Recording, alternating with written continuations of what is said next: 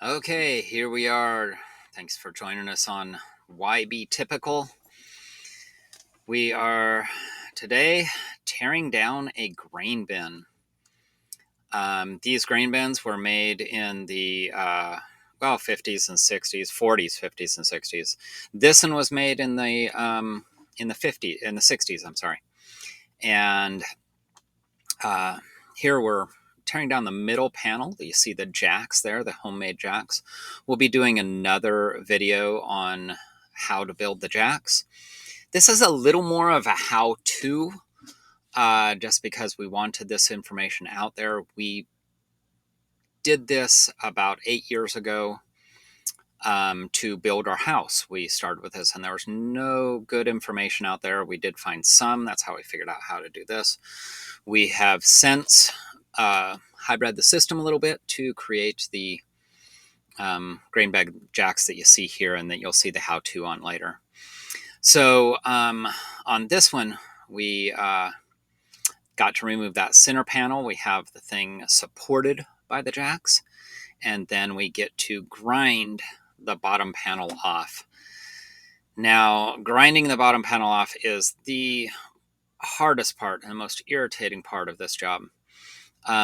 If you use cut-off discs, not grind and cut, they're best, and we found that Diablo is the best blade. And we can actually cut the almost 60 feet of bottom of it off in 2 to 3 discs, which is that's pretty good, I think. I would challenge other people to be able to do better than that. The grain bin panels are fairly thick, so though this one, being a newer bin, is not as thick as older ones like from the 40s and 50s. This particular bin has these steel angle iron pieces, which gives a lot of support, allows it to be a lot taller. We're going to be repurposing these to make a greenhouse out of a grain bin. So stay tuned for that. If it's successful, you'll see it. If not, we'll just ignore that I ever said this. Okay, so we're cutting those off. We've got it supported by our homemade grain bin jacks. And a second here, we'll be lowering them down. Now, this is the max I'd want to do with only 3 jacks. You'll see we have come-alongs hooked to the jacks for our adjustment. And this is about, the limit of what that will do with margin of safety there. Now we lower it down to the ground. Now we have these angle irons on this one. The older ones, I've never seen the angle irons there. So we were able to just set it down on those and still be able to crawl underneath, which was kind of handy. So it didn't leave the outside person with quite as much work to do. So now we take the grain bin jacks down, and then we're going to remount them a little higher so we can lift on a higher point and remove the lower panels. So here we are moving the lift points up, and which is just basically a piece of angle iron with it drilled to the same cadence of holes as the grain bins are hooked to. All right, so now we'll be one more. We've got to do one more.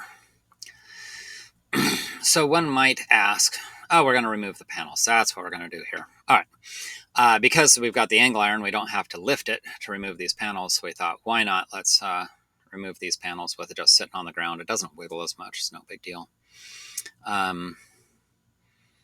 So you might ask, why tear down an old grain bin? Why are the farmers getting rid of the grain bins? Well, the old grain bins don't have augers, and they're very small. You see the grain bin in the background. That one is what they're using now. These are just useless, and to retrofit them with the augers and dryers and all that costs more than a new grain bin. So these are obsolete, and therefore oftentimes just tore down using a backhoe and just destroyed and recycled that way. So for us, we try to recycle them in other ways. Here we are moving the jacks up to the next level so we can lift it. And this time we can remove 2 rings. So we just have to set it on the ground. I'm inside, which isn't that comfortable at this point. It's very noisy and a little bit hot, though today was a nice day to work on this stuff because there was no bugs. That wind you're seeing was just enough wind to keep the bugs away and everything, and give a little fresh air inside there. Well, as soon as we got some panels removed. So again, removing panels is pretty basic. It's really nice when you have a third person, somebody with a little fire in them, to pull these things out of the way. It really speeds up the operation, but she was not available this day. So you might ask, why is somebody tearing down a grain bin to, what are you going to do with it? Well, we have done a few things. We built the Krakata shop. Was built with half of a grain bin tipped on its side and used as a roof. It's the whole upper part of the grain bin. Also, we built our house out of 3 grain bins, which gives us one room in our house has 6 walls, 3 of them convex, and none of them parallel. It's the weirdest laundry room you've ever seen. So here we are removing the angle iron. That is the extra support, which is really neat on this one because we're going to use those for purlins when we turn a grain bin into a greenhouse. That's going to be awesome. I am looking forward to that. I want to be growing more of our own food, and the more you can extend a growing season, the better. Now here you'll notice it's a little lighter, a little easier to lower down. I'm in the inside being trapped once again. We do have a ladder in there. If something went wrong, we could climb out what they call the fiddle box. It's a little port at the side top. Now you'll notice this grain bin, if you look up at the top on the right hand side, it's got a few bins in the top. It's been hit by who knows what. But this steel on these ones from the late 50s to 60s, I think this is a West steel. This one is a little thinner steel than the old ones from like the 50s or 40s. They have a little thicker steel. Advantage to each. I mean, thicker steel gives you more rigidity when you go to build it into non-grain bin structures like Quonset huts and stuff like that. Like the thicker ones, we can just put 3 panels together and stick them on the ground and make a Quonset hut that just is self-supporting. These are a little thinner, not quite that self-supporting, but using the purlins, we can make them quite strong. I believe we'll see. Give me a couple years on that greenhouse, and we'll see if it works. All right, moving the lift points up for the last time here. We have,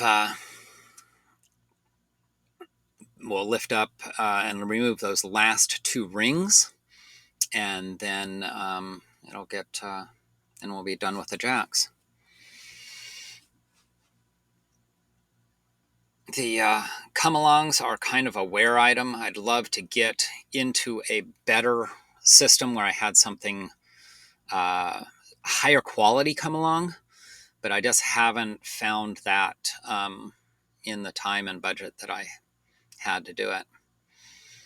So, all right, let's remove some more panels, get them out of the way, wishing for a little helper here to get them out, because at this point in the afternoon it is warm underneath there, and I'm wishing that wind was blowing.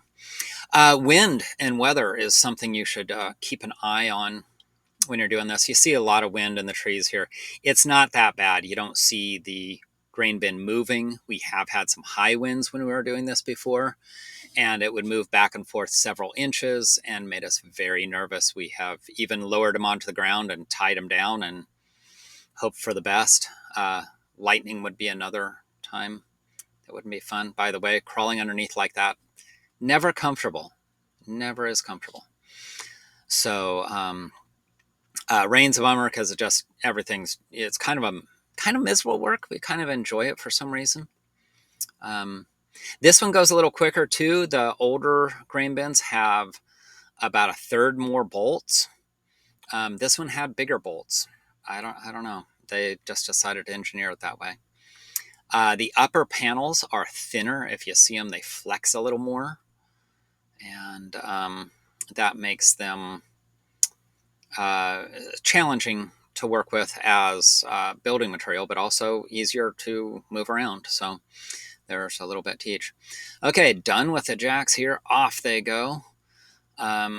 Who is that up the center? Looks like a skinny Santa Claus or something there.